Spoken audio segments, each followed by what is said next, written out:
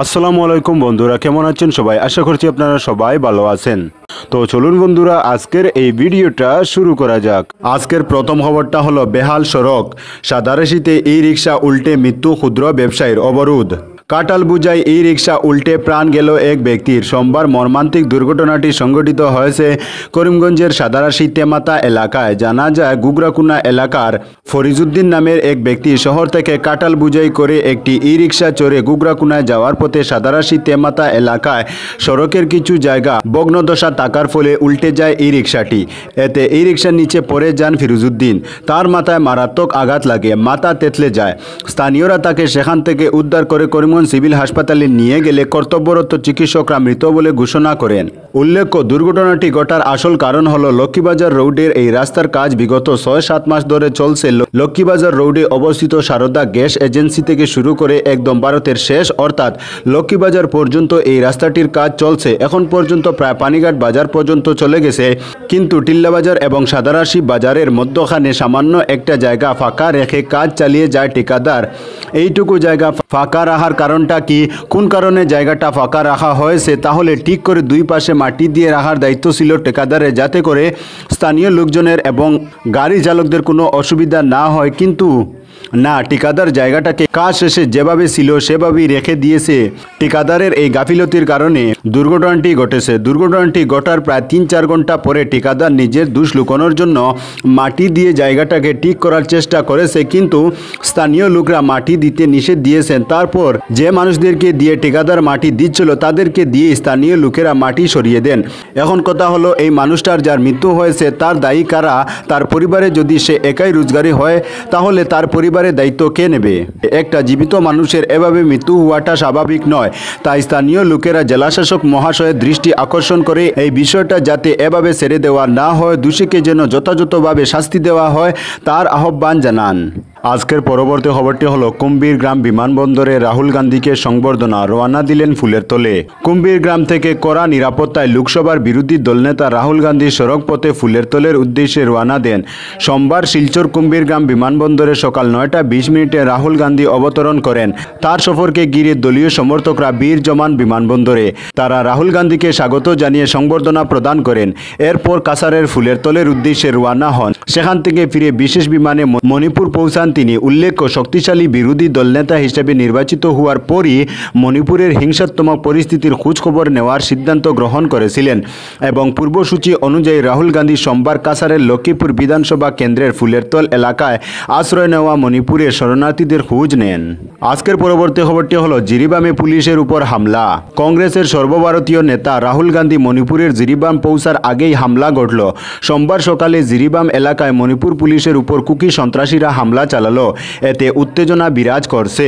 সূত্রে জানা যায়, হামলায় একটি দমকল ইঞ্জিন এবং অ্যাম্বুলেন্স গাড়ি ক্ষতিগ্রস্ত হয়েছে। তবে প্রশাসন আরও কড়া নিরাপত্তার ব্যবস্থা নিয়েছে।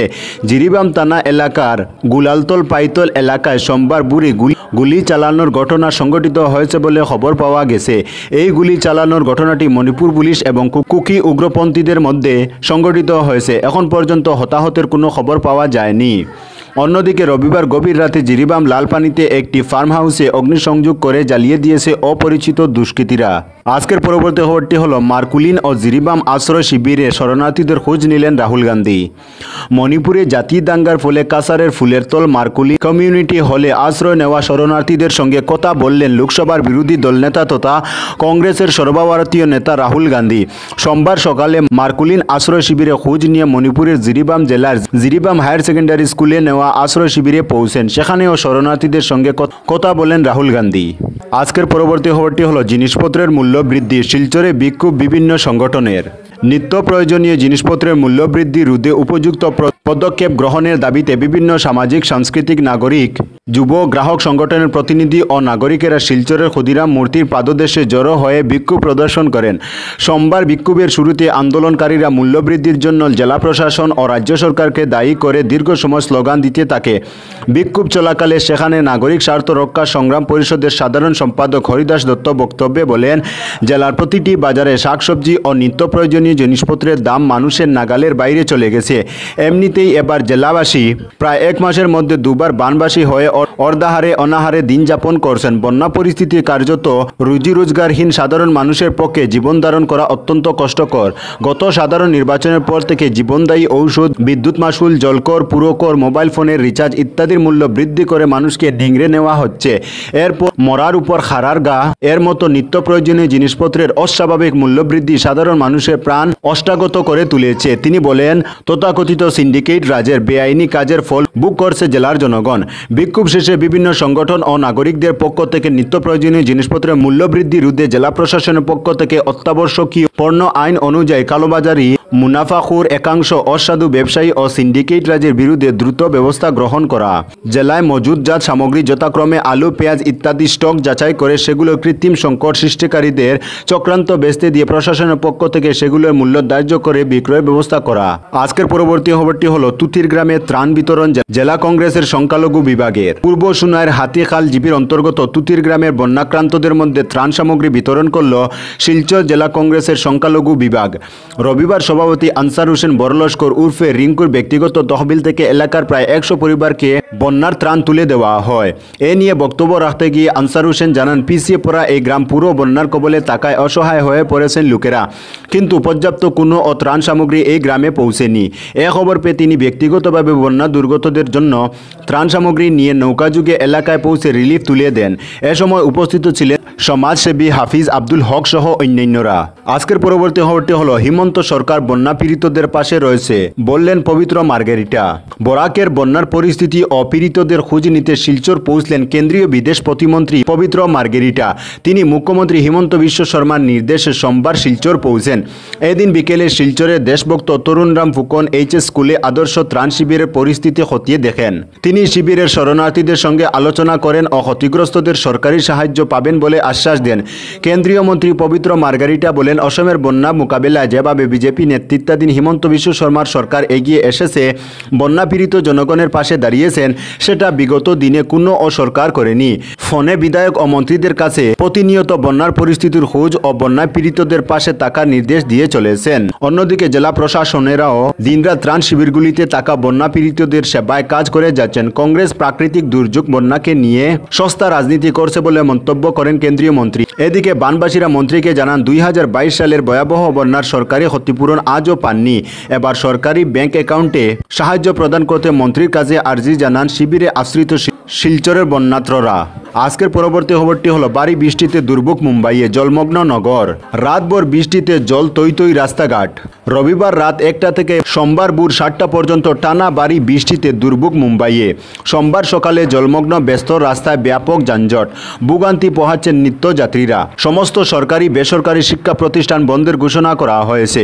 ভারী বৃষ্টিপাতের জেরে ব্যাহত ট্রেন এবং বিমান পরিষেবাও বাতিল একাধিক ট্রেন। অন্যদিকে গোয়ায় অতি ভারী বৃষ্টির জেরে সোমবার দ্বাদশ শ্রেণী পর্যন্ত সমস্ত স্কুল বন্ধের ঘোষণা করা হয়েছে। 12 জুলাই পর্যন্ত দিল্লি, হরিয়ানা, হিমাচল প্রদেশ, রাজস্থান, উত্তরাখণ্ড, উত্তরপ্রদেশ, পাঞ্জাব, জম্মু ও কাশ্মীরে বজ্রবিদ্যুৎ সহ হালকা থেকে মাঝারি বৃষ্টির পূর্বাভাস রয়েছে। আজকের পরবর্তী খবরটি হলো, গাজা স্কুলে হামলা ইসরায়েলের, নিহত 16। গাজায় রাষ্ট্রসংঘ পরিচালিত একটি স্কুলে হামলা চালালো ইসরায়েল। সেনাদের বোমা হামলায় ঘটনায় অন্তত 16 জন নিহত হয়েছেন বলে খবর। এছাড়া আহত হয়েছেন আরও অনেকে। ফিলিস্তিনি আধিকারিকরা জানান, গাজা উপত্যকায় একটি স্কুলে বিমান হামলায় অন্তত 16 জন নিহত হয়েছে। ঘটনাস্থলের একটি ভিডিওতে দেখা যাচ্ছে, ধুলো ও ধ্বংসস্তূপপূর্ণ রাস্তায় কয়েকটি শিশু ও প্রাপ্তবয়স্ক ব্যক্তি চিৎকার করছেন এবং তারা আহতদের সহায়তার জন্য দৌড়ে যাচ্ছেন। প্রত্যক্ষদর্শীরা আন্তর্জাতিক সংবাদ মাধ্যমকে জানিয়েছে, একটি ব্যস্ত বাজারের কাছে অবস্থিত স্কুলের উপরের তলাগুলোকে লক্ষ্য করে হামলা চালানো হয়েছে। হামাস পরিচালিত স্বাস্থ্য মন্ত্রণালয় জানিয়েছে, গাজার নুসেইরাত শরণার্থী শিবিরের একটি স্কুল ভবনে বিমান হামলায় অনেকে আহত হয়েছেন। গাজায় ইসরায়েলি অগ্রাসন শুরুর পর ভবনটিতে হাজার হাজার বাস্তুচ্যুত ফিলিস্তিনি আশ্রয় নিয়েছিলেন। আজকের পরবর্তী খবরটি হলো, ভারতীয় ডাক বিভাগে 35,000 পদে নিয়োগ। ভারতীয় ডাক বিভাগে 35,000 পদে নিয়োগ চলছে। আবেদন জমা দেওয়া শুরু হয়েছে 25 জুন থেকে। আবেদন জমা দেওয়ার শেষ তারিখ আগামী 15 জুলাই পর্যন্ত। প্রার্থীর বয়সসীমা 18 থেকে 40 বছরের মধ্যে হতে হবে। যারা 10ম বাংলায় মাধ্যমিক পাস এবং যাদের কম্পিউটার জ্ঞান আছে তারা আবেদন করতে পারবেন। এ সংক্রান্ত আরও বিশদ বিবরণের জন্য India post GDS online gov.in A log in করুন। তো বন্ধুরা আজকের জন্য এতটুকু, পরবর্তী কোনো নতুন ভিডিওতে দেখা হবে, তখন অবধি ধন্যবাদ।